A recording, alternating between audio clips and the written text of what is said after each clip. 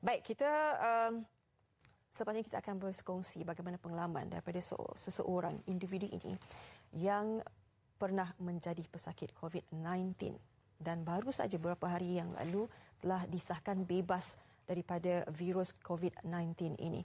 Kita nak bersama dengan Encik Arifin Muhammad di talian. Hello, Assalamualaikum. Waalaikumsalam. Encik Arifin. Ya, saya. Baik, hari ini sihat? Alhamdulillah, sihat. Alhamdulillah. Baik. Kita nak berkongsi sedikit berkenaan dengan pengalaman Encik Arifin sendiri. Kami difahamkan Encik Arifin disahkan positif COVID-19 ini pada 5 Mac. Dan Encik Arifin tidak mengalami sebarang simptom. Ya, seperti mana yang telah dikongsikan antara simptom yang berlaku kepada sakit COVID-19. Mungkin Encik Arifin boleh kongsikan bagaimana permulaannya. Okey, bismillahirrahmanirrahim. Assalamualaikum. Saya sebenarnya telah menghadiri satu majlis kementerian di pada 27 hari bulan Februari. Di majlis itu ramai orang kan. Jadi saya telah berjumpa dan bersalaman dengan beberapa orang lah. Dan 2 hari kemudiannya saya diberitahu salah seorang daripada yang saya bersalaman itu adalah telah disahkan positif COVID. Itulah permulaannya. Tapi sebenarnya saya tidak tahu dari mana sebenarnya saya dapat. Sebab 2 hari lepas itu pula ada lagi 2 orang di majlis yang sama telah juga disahkan positif. Jadi saya sendiri telah menyerahkan dirilah 2 kali di Hospital Kuala Lumpur untuk membuat saringan. Baik, 2 kali bermakna? Bermakna sebaik saja saya dapat tahu ada kes positif itu yang kontak dengan saya ke Hospital Kuala Lumpur untuk membuat saringan. Sama ada saya positif atau tidak. Kali pertama itu sebab saya tidak ada simptom. Jadi doktor telah menasihatkan supaya balik berehat di rumah lah. Cuma dia bagi saya ubat batuk sebab saya ada batuk. Tapi batuk tu saya dah dapat seminggu sebelum itu. Jadi bila ada lagi 2 orang, saya tahu 2 hari kemudiannya, saya sekali lagi ke Hospital Kuala Lumpur untuk membuat saringan. Kali ini baru diambil sampel untuk membuat pengesahan. Baik. Kali kedua baru disahkan positif. Jadi ketika itu apakah yang terbayang di fikiran? Pastinya sebab kita tersedia maklum bahawa COVID-19 ini adalah virus yang sangat bahaya. Tetapi ketika itu Encik Arifin bagaimana menghadapi COVID ini? Bila doktor panggil saya di rumah tu, dia telefon, bila saya dapat tahu saja, saya rasa guguplah. Tiba-tiba saja saya rasa sakit perut. Saya masuk bilik air, saya rasa gugup, saya rasa oh Allah kenapa terkena juga saya kan. Tapi saya tahu saya perlu tenangkan perasaan saya.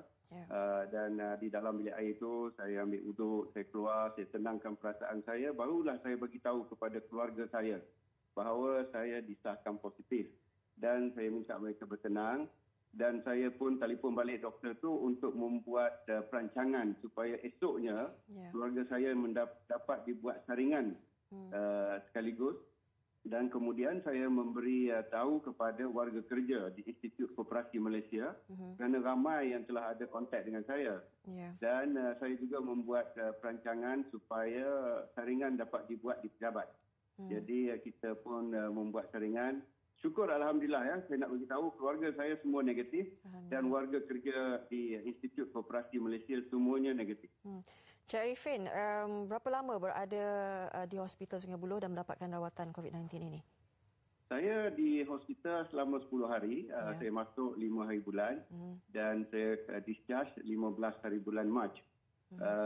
Jadi 10 hari di isolasi itu agak lama dan inilah, jadi kita harus bersikap positif lah dalam tu sebab dalam isolasi walaupun kita berkongsi bilik itu dengan 4 orang lain, 3 orang lain, tetapi komunikasi antara pesakit sangat minima kerana masing-masing dalam kubikel, dalam lansir tirai masing-masing itu ada hal masing-masing lah di dalam their own thoughts. Baik. Kita juga ada membaca sikit artikel akhbar yang berkenaan dengan Cik Arifin berkongsi. Melihat daripada situ, Cik Arifin sangat-sangat positif dan mungkin boleh sedikit nasihat Cik Arifin kepada rakyat Malaysia dan juga mereka yang mungkin sekarang ini begitu panik dengan COVID-19 ini? Setelah saya dapat tahu itu, saya telah membuat keputusan awal. Bila saya dapat tahu saya positif, saya membuat keputusan awal bahawa saya akan go public with my situation. Sebab saya mahu public menyedari bahawa mendapat positif ini is not the end of the world. Kita sebagai orang Islam terutamanya, walaupun agama apa sekalipun, kita ada Tuhan kita masing-masing, dan kita orang Islam ini ada Allah. Kita jangan lupa bahawa penyakit itu datang dari Allah dan kesembuhan itu pun dari Allah. Jadi saya yakin dari awal lagi, walaupun saya tidak tahu tahap manakah virus itu akan menyerang saya yakin daripada awal lagi bahawa saya akan sembuh. Tidak pernah saya ragu-ragu bahawa saya akan sembuh. Dan saya telah memasang satu hasrat bahawa selama mana pun saya di hospital itu, saya akan memanfaatkannya supaya bila saya keluar nanti, saya akan menjadi seorang insan yang lebih baik. Seorang hamba Allah yang lebih baik. Jadi saya ke hospital dengan satu matlamat untuk menjadi seorang yang lebih baik. Saya bawa Quran, saya bawalah penjagaan diri seperti vitamin C, minyak habatus sauda. Habatus sauda ni sangat baik.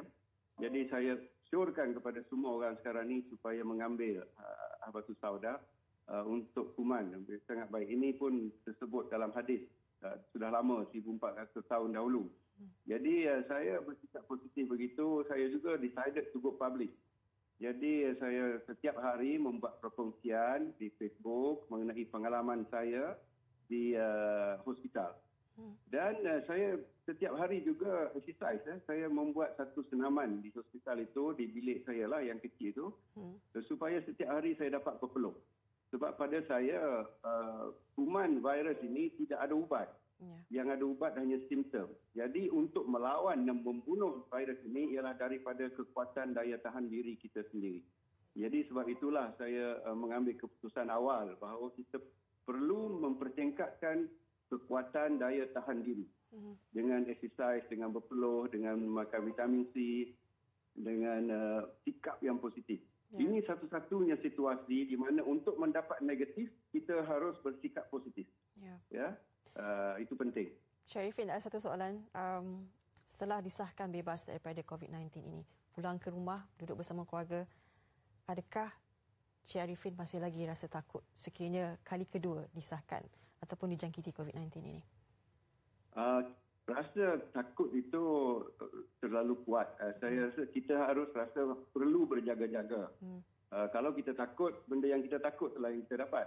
Jadi saya tidak takut, tapi saya mengambil langkah berhati-hati dan berjaga-jaga kerana data pun ada yang mengatakan orang yang pernah sakit boleh dijangkiti semula. Tak tahulah reliable banyak mana data tu, tapi ada data mengatakan begitu. Saya pun ada bertanya dengan doktor, adakah kemungkinan saya ini dijangkiti semula? Jadi doktor kata di Malaysia ini belum lagi berlaku, tetapi kemungkinan itu ada. Jadi kita terus mengamalkan gaya hidup sihat dan mengambil precaution yang penting. Baik.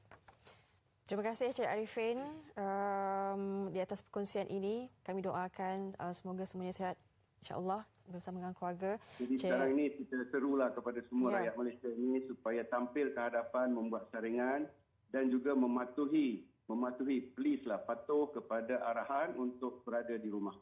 Stay at home. Stay at home. Yes. Terima kasih Cik Arifin Mohamad, juga merupakan Ketua Pengarah Institut Koperasi Malaysia. Terima kasih banyak-banyak bersama kami hari ini. Terima kasih Puan. Terima kasih. Baik. Assalamualaikum.